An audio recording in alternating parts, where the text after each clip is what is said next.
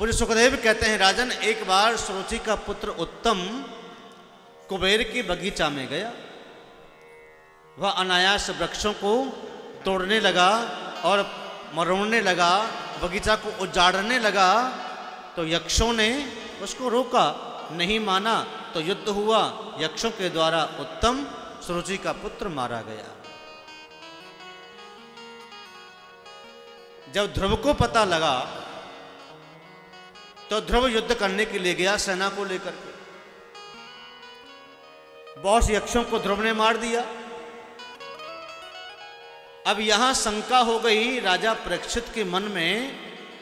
पूज्य सुखदेव से प्रश्न कर दिया, महाराज जिसने भगवान को प्राप्त किया हो, जिसने भगवान की गोदी प्राप्त की हो, क्या उसको भी क्रोध आ सकता है? पूज्य सुखदेव कहते हैं, राजन हाँ, चाहे भगवान का वो दर्शन कर ले, भगवान का दर्शन करने के बाद जिस जीव के साथ में सत्संग का अगर लगाव ना हो तो उसे क्रोध आ सकता है।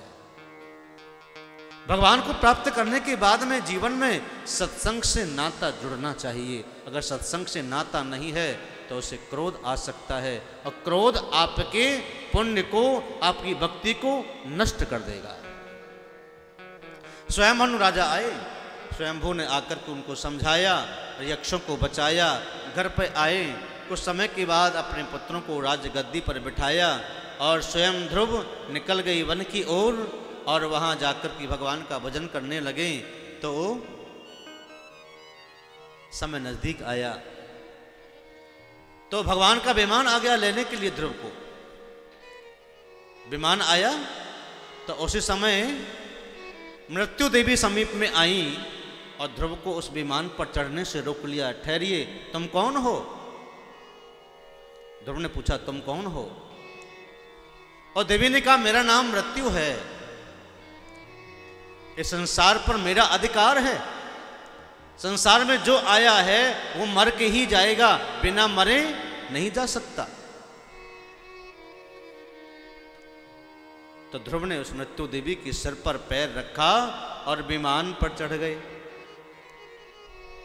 साथ में ही अपने पिता को, माताओं का भी विमान साथ साथ जा रहा था। भगवान ने उत्तम लोक बनवाया जिसका नाम ध्रुवलोक है। जब वर कन्या का विवाह होता है तब अटल वो ध्रुवलोक, जो तारा चमकता है, भक्ति का प्रभाव, भक्ति ऐसे ही चमकती है जैसे ध्रुव तारा चमकता है। आपकी भक्ति आपको प्रकाशमान करती है, आपकी भक्ति दिव्य बनाती है। ध्रुवलोक में गए, वहां रहने लगे।